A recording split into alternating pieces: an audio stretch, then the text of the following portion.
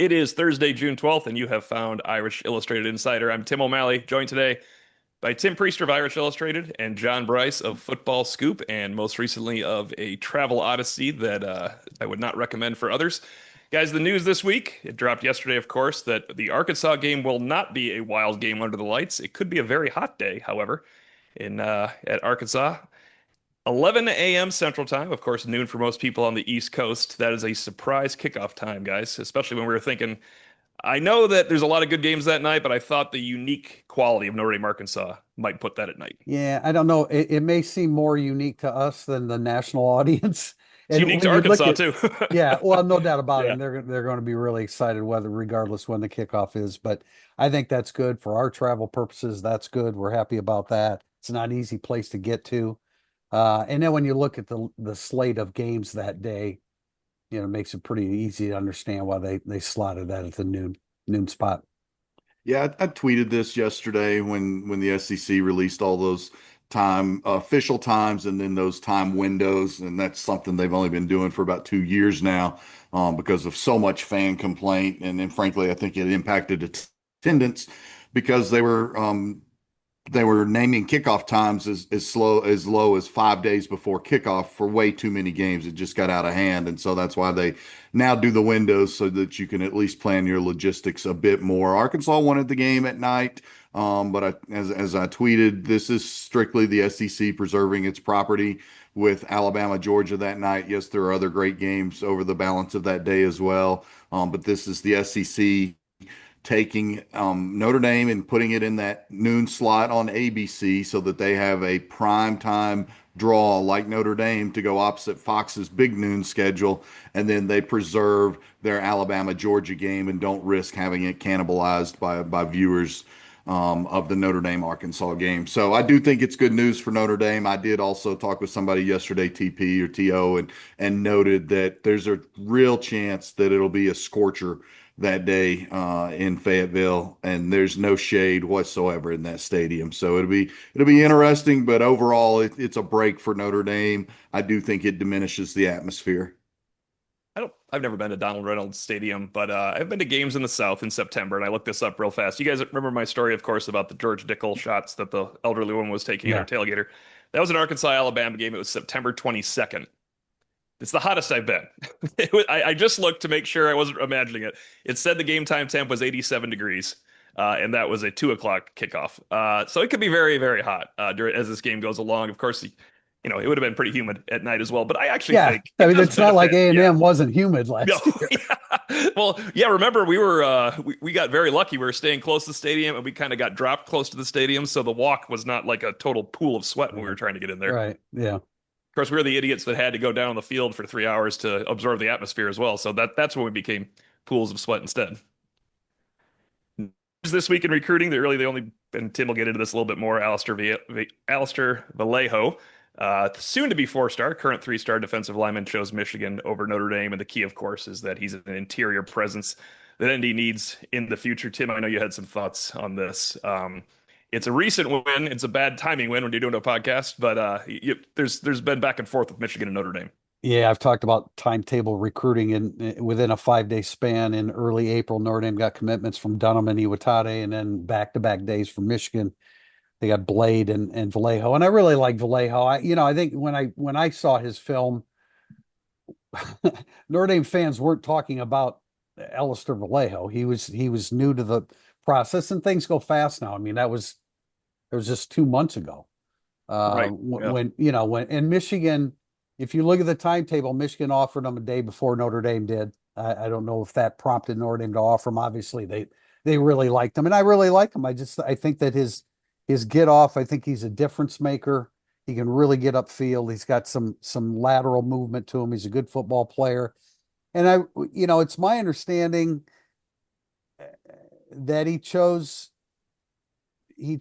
easier or not as hard over choosing hard at Notre Dame. I mean, I think the academics are a little bit concerning to the family at Notre Dame. I've never quite heard it put in that perspective, but because most of the time families want what's best for their son academically, and Notre Dame is that. But I don't know that this is completely over for Notre Dame. I would still continue to chase him because he's been really conflicted about making his choice, and he just set a date because he didn't really want to deal with it anymore. Where he said, okay, I have to make a decision today. But if I were Notre Dame, I would continue to pursue him because obviously he had a very strong interest in picking Notre Dame.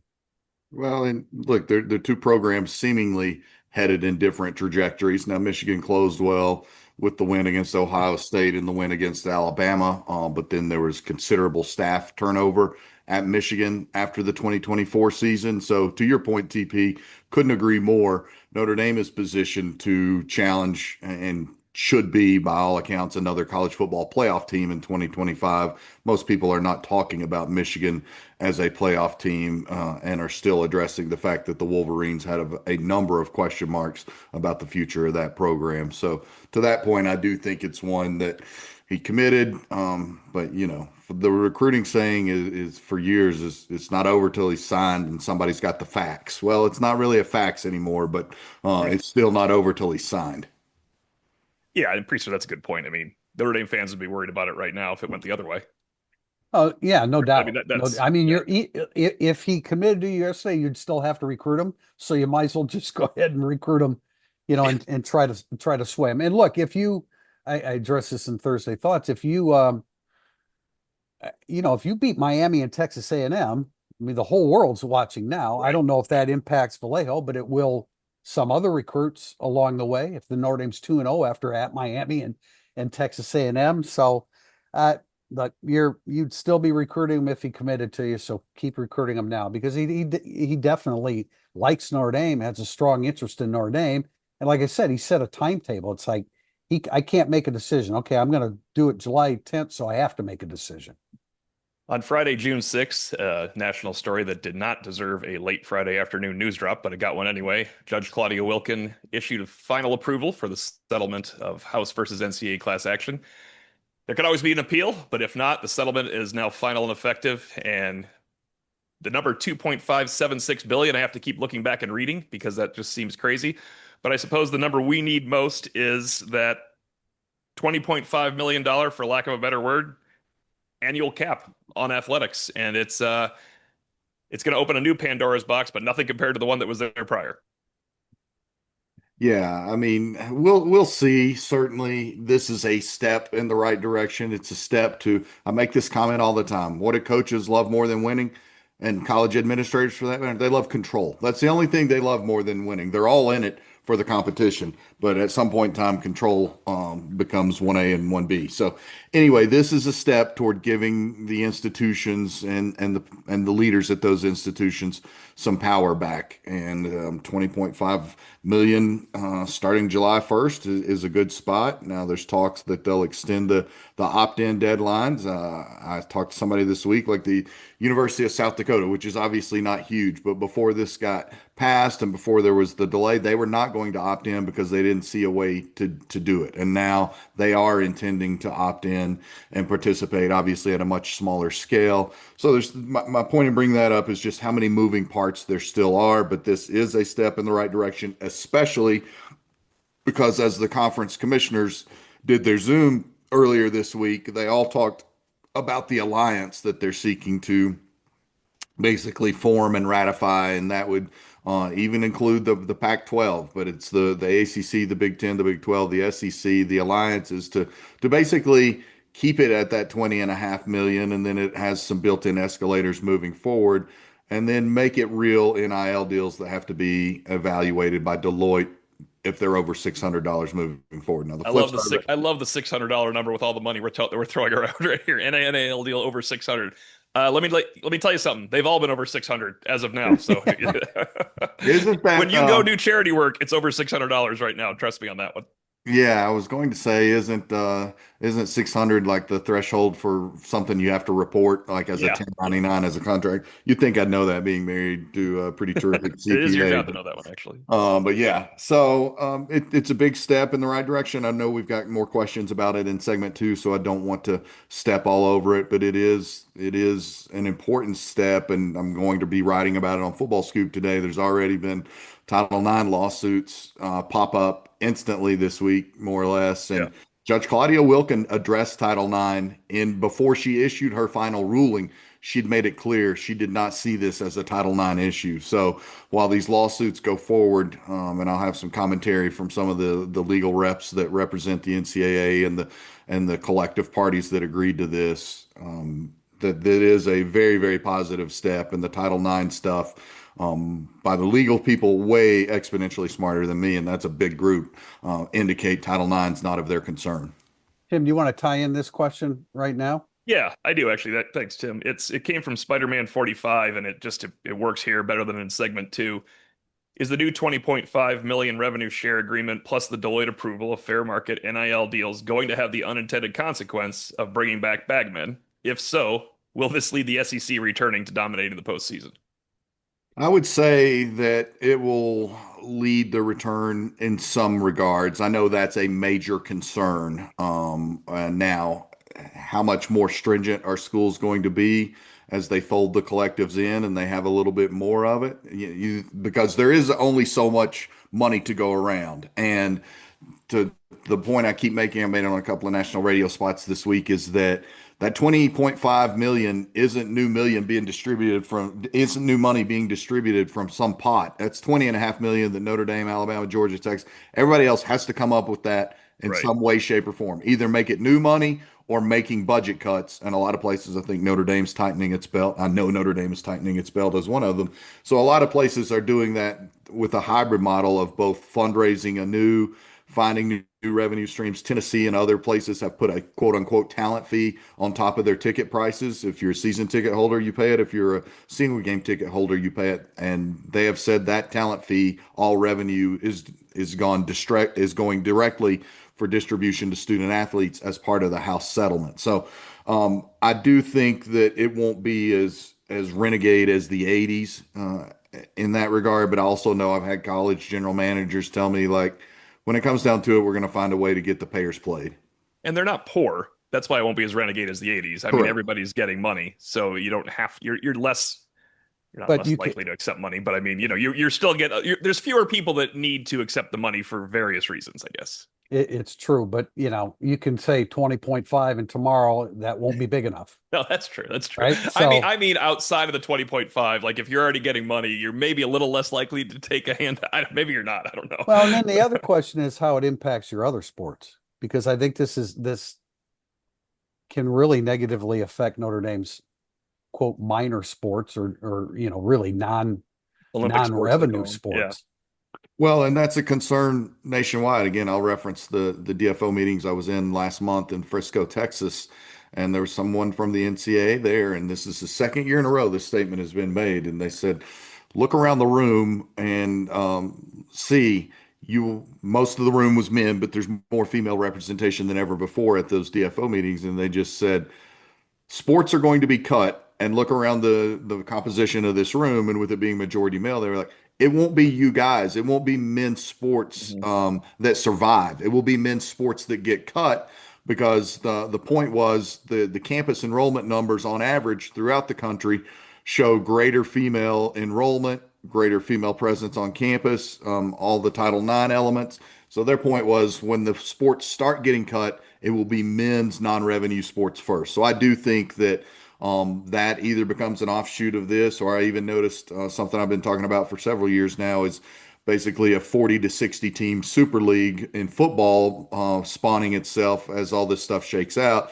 Even Sports Business Journal this week was talking that they believe a super league is coming with around 30 to 40 teams. So, to your point, TP, an excellent one. There are going to be unintended negative consequences, and I know we'll face other questions about this in the next segment that deal more specifically with the money and how Notre Dame will spend it. So I'll just use a teaser there to keep people listening. Go ahead, Tio. I wanted to point out we had a lot of good questions on this, so we'll I didn't want to have a whole podcast on it. So on Monday and Thursday next week, we have questions about collective bargaining, which by the way, I listened to a lawyer talk about that on the Cannell show, and he explained it wonderfully. So I took notes from him, and we could talk about that on Monday, how that won't work here. Did Danny Cannell correct him on No, anything no, that he Danny said? said Or, he was oh, he okay. was I a thought smarter person now because of listening to him. Oh, So great. how Congress doesn't want to get involved, how arbitration was written in, and no one's talking about that. So let's say when um, a 16-year-old athlete, I can't use 18 because he's a 16-year-old athlete, is already committed to a school. He gets to that school and he says, "Wait a minute, I didn't agree. My NIL deal was a lot more than this." He has to sign on the dotted line to play. They think everyone's going to follow, like not everyone will, of course. They think everyone's going to fall in line eventually when it happens. But I guess arbitration is written into these laws, which means the immediate, I'm not signing that, I'm not doing that. Well, too bad your case is going to an arbiter. Then that's it. I mean, you can challenge it in court, but you're going to lose because that's a situation you're going to lose. And we also have private equity questions. I think that was the most interesting of all to me. It was Mike McCann, if you want to look him up. He was on the Cannell show. He mentioned because I asked about private equity coming into it, and he's like, "Well, private equity firms want to make money. So what is their control here? Do they want to be able to fire the coach? Do they want to be able to fire the AD? Do they want to say which quarterback you can bring in and pay?" So that is a can of worms too that I think is very, very interesting. So we'll try to cover this each podcast a little bit as opposed to all in one podcast. I don't think it would go. I think we might lose a few people that want to hear about football if we did that. But if you're looking to upgrade your wardrobe, founded by Notre Dame alum Go Wang, you've seen ESQ's custom clothing on the player walk and all of your favorite players and coaches. With more than a decade of making the best bespoke clothing available, ESQ will help you look and feel your best. From a perfect fitting suit or sport coat, shirt, or bomber jacket, or that perfect tuxedo for wedding season, check out esqclothing.com and book an appointment to upgrade your wardrobe today. Mention Irish Illustrated and get 10% off your entire purchase. That's esqclothing.com. We'll be back with segment two, burning up the boards. Burning up the boards. We have a question here from Sports Talk Drew that said if we don't ask it, his wife's going to leave him. I don't know what to tell you, Sports Talk Drew, but we're not using your question. No, I'm kidding you. Here, it's a good one. He says, okay, you have to start one, bench one, cut one. And he starts with running backs, and he lists Kyren Williams, Audric Estime, or Jeremiah Love. Drew, as a faithful Twitter interactor, follower, I hope that our answers to this question don't cause further marital strife. True. I don't think you've realized the Pandora's box you've opened now in your household for intense debate. I think Jack Friedman opened that when he let our faces be on these Zoom calls, now a Zoom podcast now for marital strife. But go ahead, JB. Yeah, that's true. Mostly our own. I'll go first then on the running backs, and I'm cutting Audric Estime. So I'm starting Jeremiah Love. I'm benching Kyren Williams and loved Estime, but that might have been the easiest one of the of the quartet for me to rank. I'm the exact same, and I can't believe that. Was it? I gotta get this right. 11 months ago, if you'd have said that, I'd have been like, Kyren starts. Obviously, don't be an idiot. But no, love Kyren, and I have to cut Estime. You know what? I think I'd start Kyren just because of he was more of a volume carrier of the football, and that's not necessarily Jeremiah Love's fault. And I mean, cutting Audric Estime, but if you have to, I would do the same. But I'd start Kyren. He's a volume guy. You monitor the number of carries that Love has, so you get him through the season. So he'd be 1A behind Kyren. And this is Notre Dame only, right? Because we're about to get into it with the rest of these positions. Notre Dame only, right? Not like you found out that one guy ended up being a Hall of Famer type thing, like Zach Martin. Oh, you mean Notre Dame career only? Notre Dame performance only, right? Yeah. Okay. Yeah, that's the way I interpreted it. Okay. Yeah. All right. So the second one is tight ends, and that's Kyle Rudolph, Tyler Eifert, and Michael Mayer.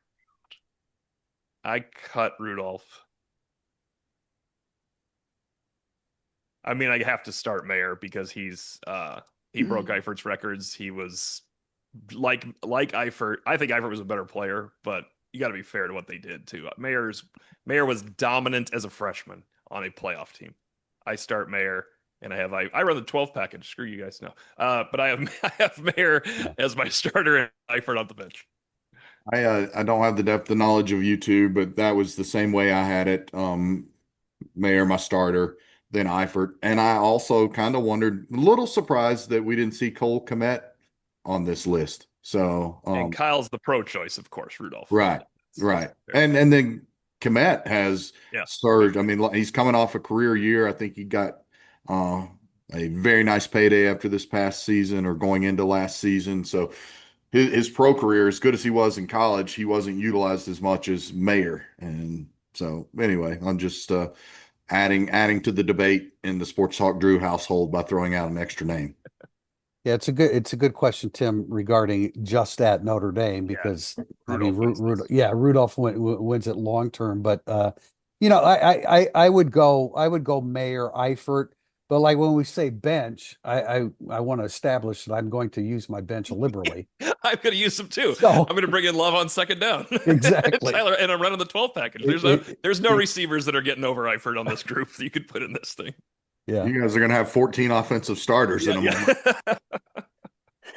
moment. Okay, so then we go to linebackers, Manti Te'o, Jalen Smith, or JOK, Jeremiah Owusu-Koramoah.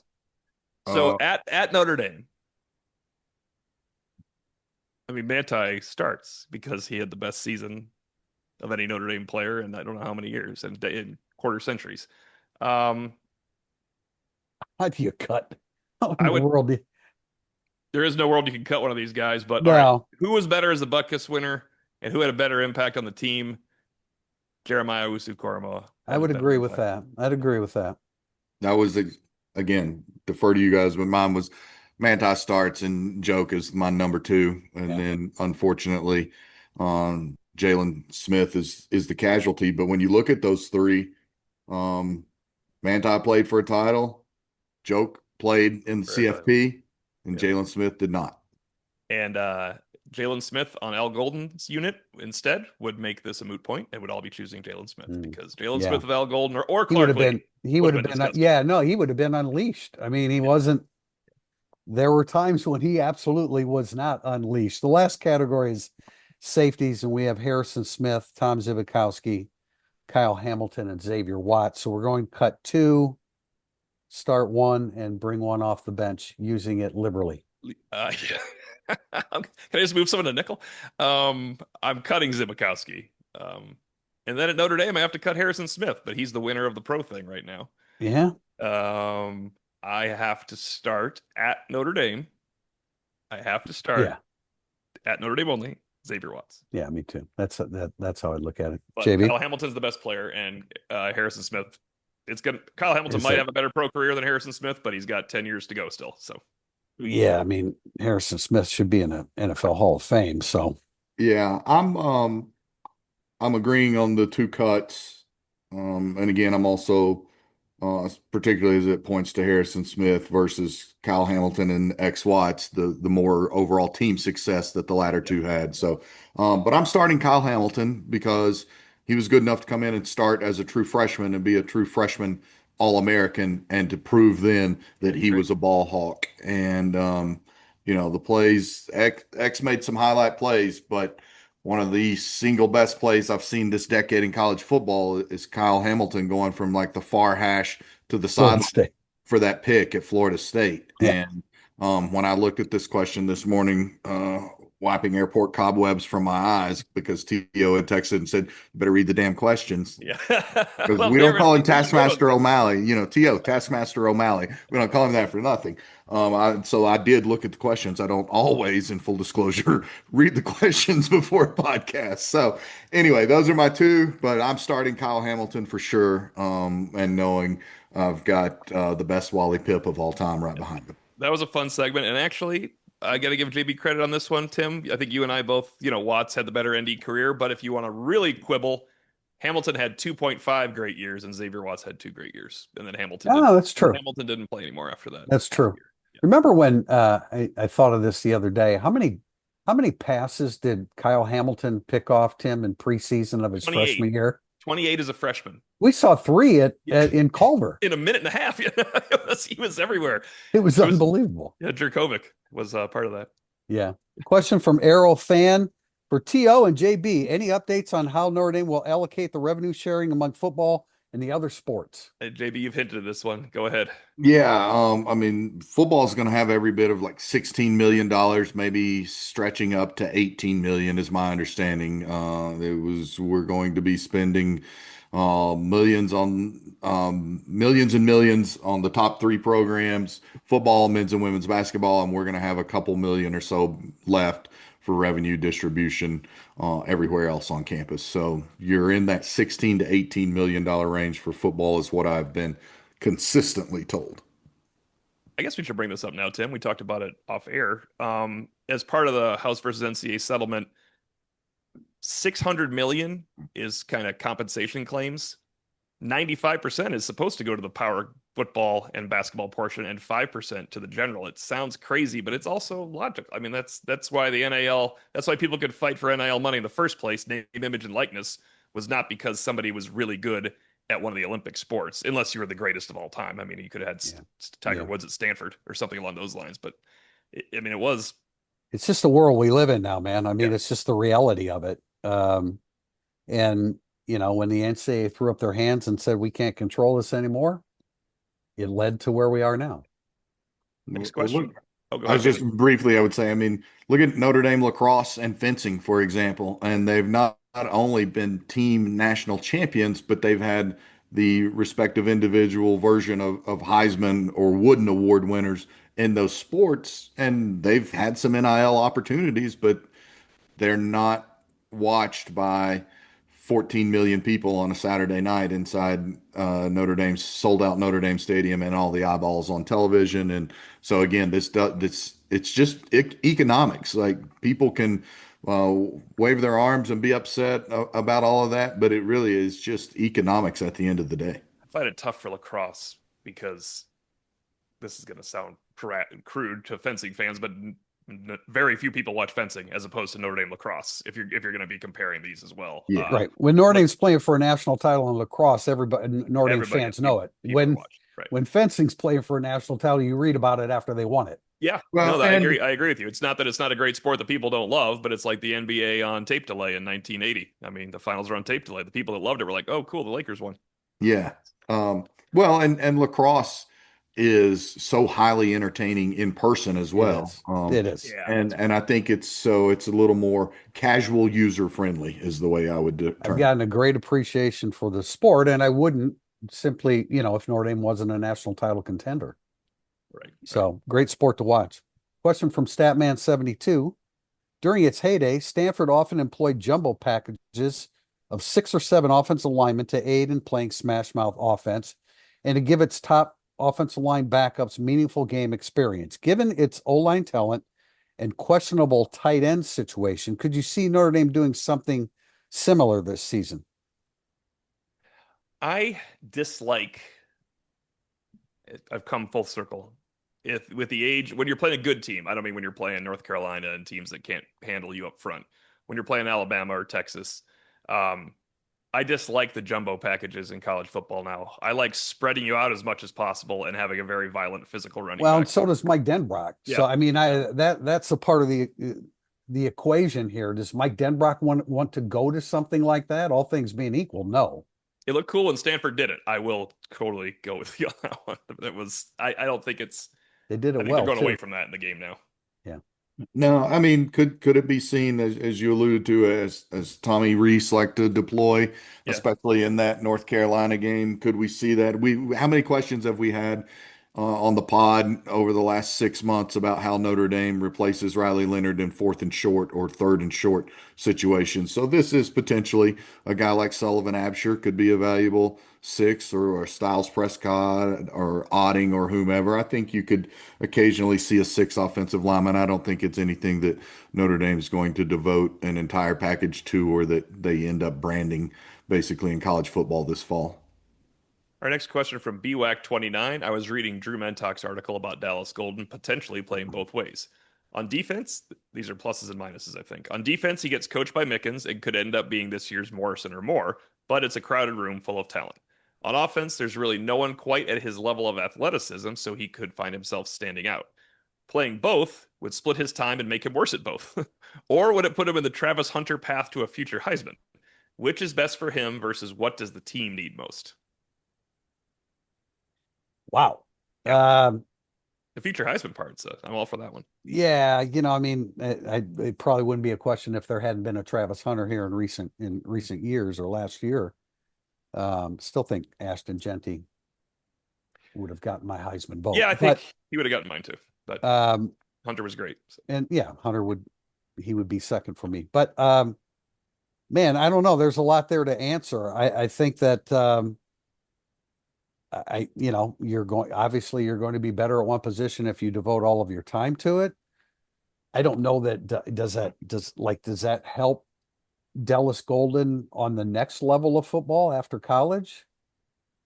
I mean, I guess maybe it gives them some options, but I There's don't know really that. interesting conversations about Travis Hunter right now and how they want to. The coordinators are going to want him as a rookie in their rooms. Like when you're young, it's tough to do that. I mean, it's tough to dabble because you need to learn everything. It really is. Yeah. The complexity of playing in the secondary and running pass routes. Man. Um, JB, go ahead. Yeah, I just think he begins on defense, and they probably keep him there with maybe some special teams looks, and then we revisit this question a year from now. But I don't think it's overly feasible to expect a true freshman that Notre Dame is going to have him splitting time between offense and defense again, especially in an era when partly because Marcus Freeman, partly because the length of the season, NIL scholarships, all that. Notre Dame is kind of at the forefront of being smart about the way it uses freshmen on special teams. And so I just think sometimes guys talk about playing both ways. It's how schools keep them engaged. But now I think Notre Dame's been brilliant with the way it uses special teams to keep young guys engaged. And so I think that Dallas Golden, I would expect them to start on defense, and offense would be potentially a down the road thing. Two thoughts on this are 2022 might be moving to offense right now. However, imagine years ago when you'd say, "Can we take this near five-star corner and move him to offense?" You'd be like, "No, Notre Dame is desperate need of cornerbacks." So the Yeah. program has come a long way from that. But mid-season 2022, mid-season 2023, when Tobias Merriweather was your third receiver playing with a hamstring injury at Duke, I think Dallas Golden might have ended up dabbling, even if he started at corner, because that would be a case of need. Yeah, I think generally speaking, you always start. I agree with you, JB. I think he starts on defense. And then the happy medium there is that, instead of playing both offense and defense, he plays defense and does some return stuff on special teams. Yeah.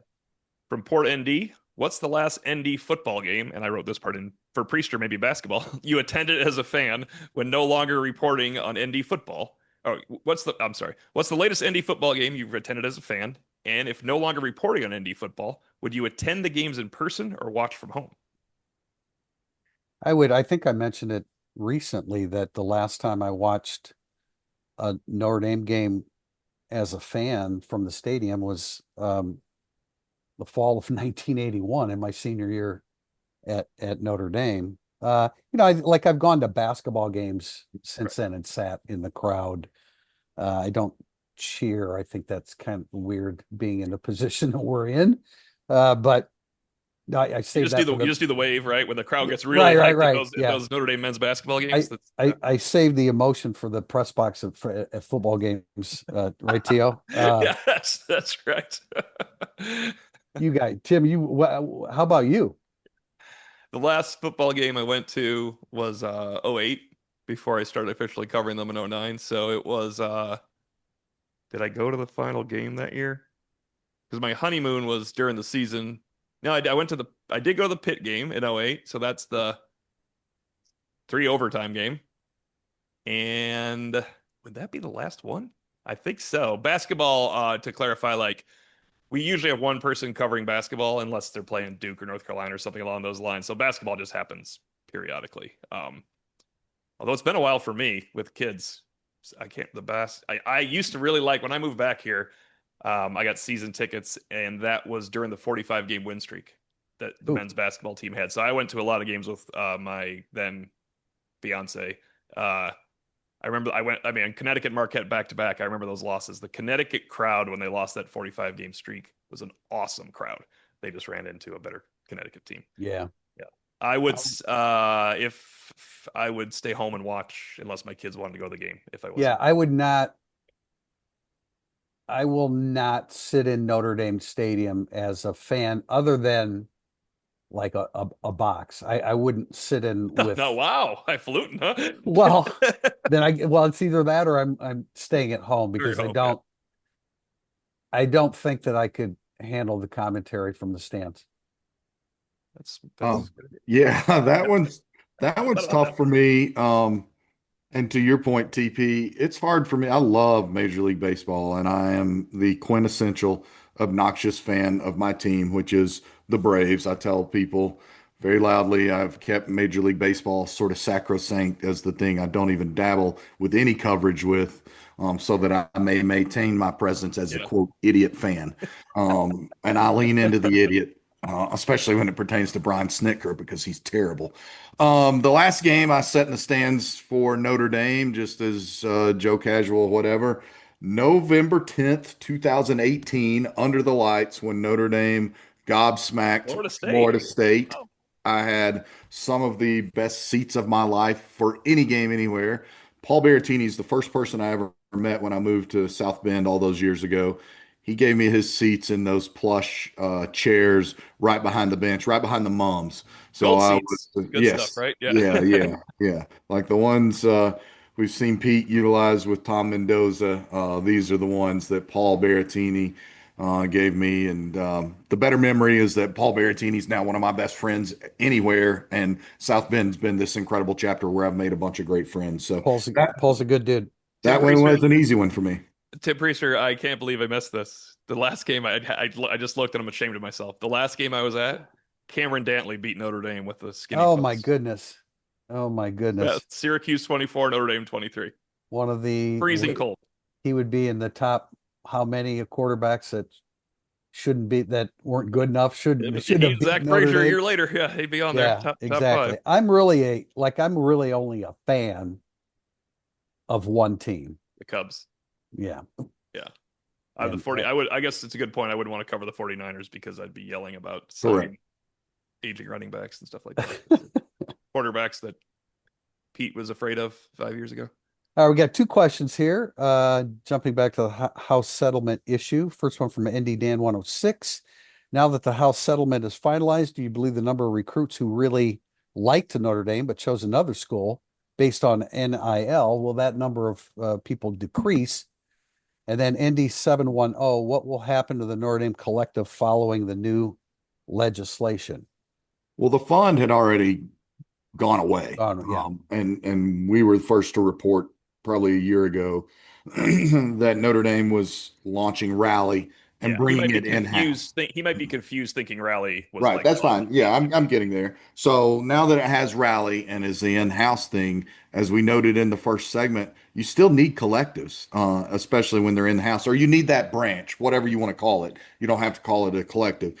You still need somebody to fundraise for that $20.5 million overall revenue sharing payroll. So there will still be a role there in that regard. They did a great job to hang on to the people that run Rally when Chad Bowden tried to hire them away to USC earlier this year.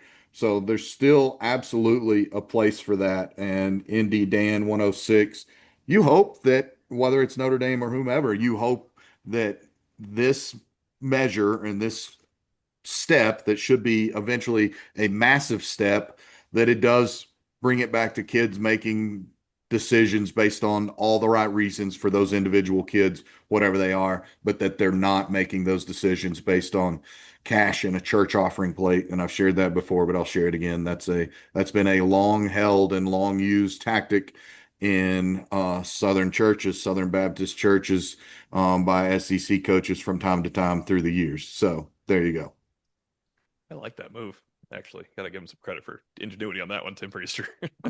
If there was an envelope of cash and then there was the offering plate full of just general donations, everyone had already been alerted before that day's offering that the envelope goes to a certain family. That's Okay, so in this same vein, same topic, somewhat, Coach Aguilar asks, could Marcus Freeman's culture survive a seven-figure NIL deal for an incoming freshman? I have two thoughts. Go ahead, JB. I have two No, go thoughts. ahead, Tio. Go ahead. I want to hear yours. I Mine talk too is much. it's already survived something close, so that's not that big of a deal. And two, players, I guess it hasn't already survived. They won the national title. Players aren't as mad about those things as about other players getting paid as we are about players getting paid. We meaning everybody that thinks, Yeah. why is a freshman getting $800,000 when this guy's getting $400,000? That's life, man. I mean, there's jealousy in every walk of life, so someone's going to be jealous. But I mean, people are jealous of everybody in every walk of life. But it's Freeman's culture does help this. I mean, and Ohio State's culture helps this. Other players, other places' cultures help this. Yeah, Coach Aguilar, much like Sports Talk, Drew, a frequent contributor of questions. So, and usually really good ones. I like this one a lot. I think it could survive that for sure. What have we talked about? Maybe more than anything about the rise of the GM in college football the last 18 or 24 months. We've talked about how it's the NFLization of college football. Well, in the NFL, you have very different salaries. So you have locker room discrepancies, and it's usually pretty well known. I do know a number of different GMs who talk about the things that they're trying to do in their program within their locker rooms to sort of safeguard against guys comparing money. Because the direct quote from one most recently was like, guys are going to talk, they're going to talk. Yeah. Yeah. What are we doing to make sure on the front end guys aren't pissed off when they talk about how much each other is making? And so part of that's where I think Marcus Freeman's culture would absolutely shine. But the other thing is, like, this is drifting closer and closer to an official business that we've all called a business for a really long time. And part of that is everybody makes different salaries in the business world, and you deal with it, and you prove you're worth more, and then you prove your worth, and you get your worth. I think we've come to find out in the media as we've spent more time with Marcus Freeman. I'm not saying that his culture is impenetrable, but he is so adaptable to situations. He would adapt. I don't know exactly how he would go about doing that with a $1 million freshman, 17, 18-year-old walking into your program, but he's so good at adapting, which is good because we're in an era where as coaches and players, you better be able to adapt. I think he'd find a way to do it. I do too. I don't recommend that Notre Dame makes a habit of giving $1 million. No, and I don't To an think he does. incoming I don't think player. he does either. But No. you have a highest paid freshman coming in. You do. Yeah, just like you had to have a highest paid redshirt freshman to retain. I mean, we all logically assume CJ Carr had the best, sweetest NIL deal because a lot of people would give him one. We don't know that to be 100% factually true. Jeremiah Love had a nice deal come down the pipe, or he would have had suitors every day.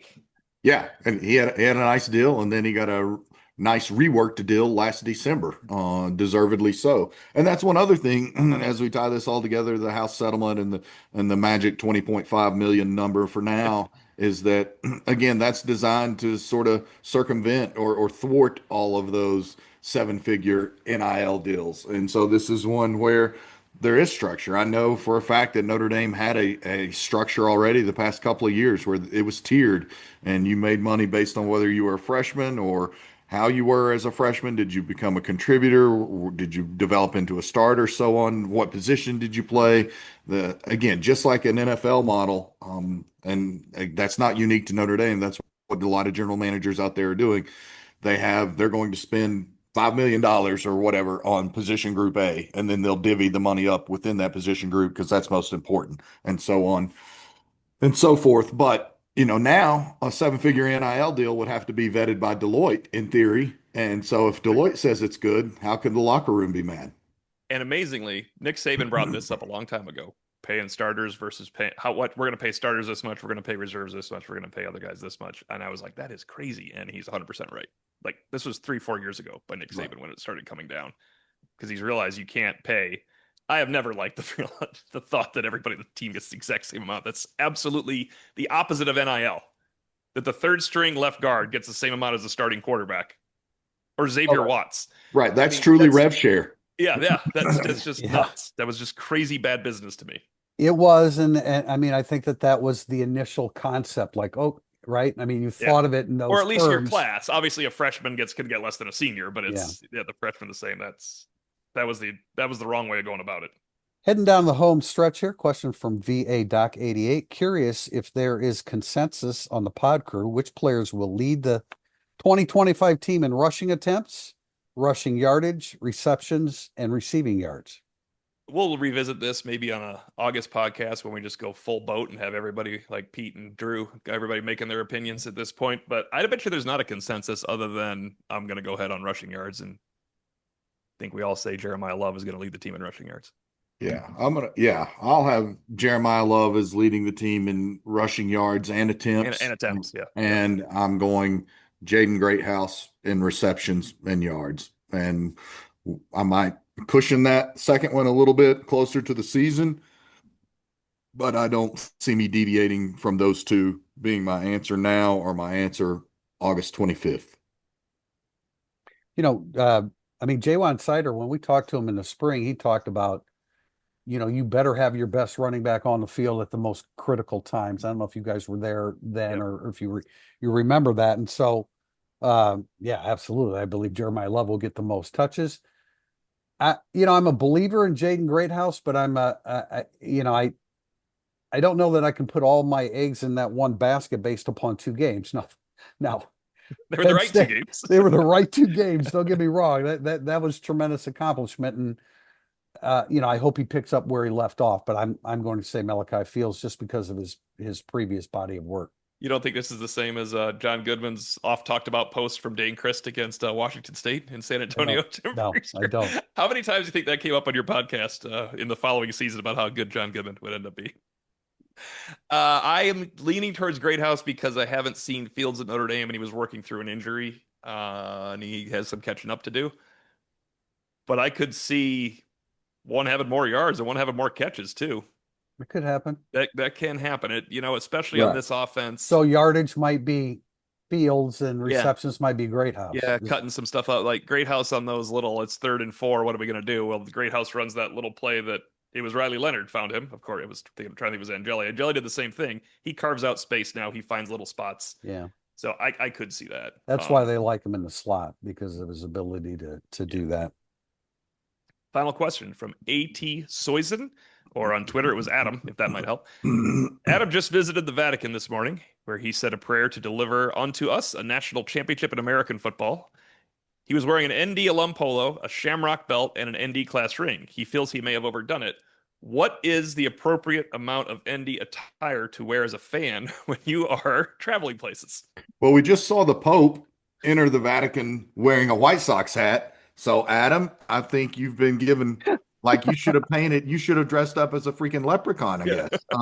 Or body paint. You should have added body paint to this equation. If the Pope's going to rock a hat, and sorry, TP, but thank God it wasn't a Cubs hat. If the Pope's going to rock a hat, then you're carte blanche to, next time put one of the soccer scarves on too. Yeah, I don't think there's any limit for a Notre Dame fan. JB, I know I'm well aware of your thoughts on the Chicago Cubs. I get it. Yeah, there was one awkward moment. Was it pre-pod or during a pod where he said he hated the Cubs more than any other team, right, in the world? Yes. But they were all right. I would rather see this some other time. I have a natural. That's not even the biggest. Is that the biggest rival for you? It's not the. What about the Mets? No, I just they build themselves the lovable losers for so long. Then I hope you lose in perpetuity. There's nothing lovable about losing. I thought they were going to lose forever.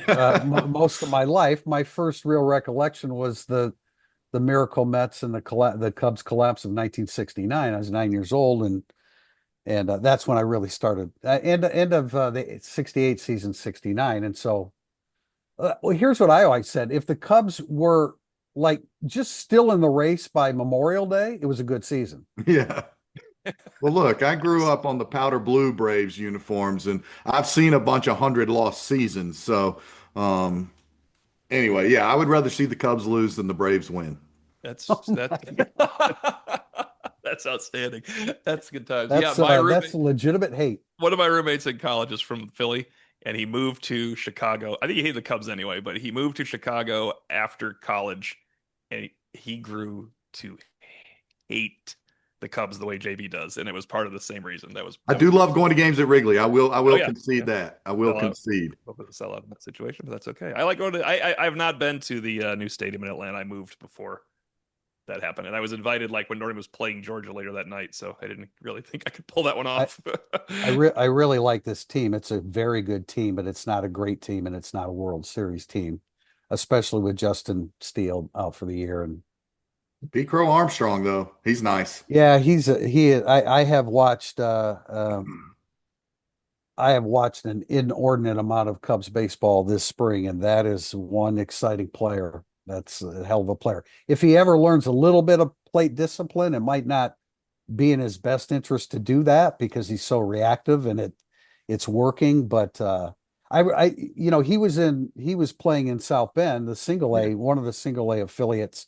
And a couple years ago, I knew he was on the team. He didn't start. And I had said to Lori, man, I'd like to see him hit and hit Yeah. one in the gap so I can see him run. Yeah. He pinch hits, he hits one in the gap in right center field, and it takes about 12 steps for him to get to third base. It was a real thing Yeah. of beauty. What a great athlete. And he's, obviously an all-star Oh, yeah. this season. Yeah. And Adam, I disagree with JB. Go understated. It's a lot cooler. I think you are too much to the Vatican, but hopefully your prayer will work out. What a hater. We'll be back. You didn't want Sports Talk Drew's question on here, and now you're hating on Adam. Unbelievable. Not We sure still that's, like you guys. that's how that works.